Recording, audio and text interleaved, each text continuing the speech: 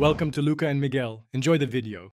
You start by verifying hardware and tools, check the computer's GPU outputs and each monitor's ports.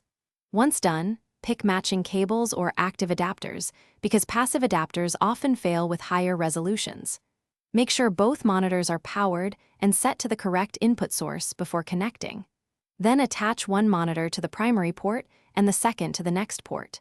This immediate action gets the displays recognized quickly, so you can move to configuration without delay.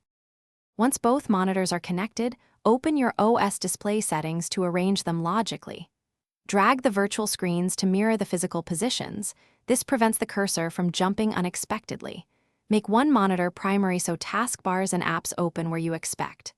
Next, set each display to its native resolution, adjust scaling for readability, and confirm the refresh rate. If using mixed resolutions, enable scaling per monitor. This keeps text sharp and windows sized correctly across screens. Finish by organizing cables and applying color profiles or calibration for accurate colors. Make sure GPU drivers and OS updates are current because driver issues commonly block detection.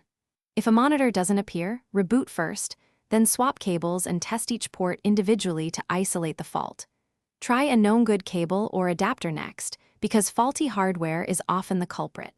If problems persist, use the GPU control panel to force detection. This combination of steps will resolve most. Thanks for watching and please subscribe. It's the best investment you'll ever make.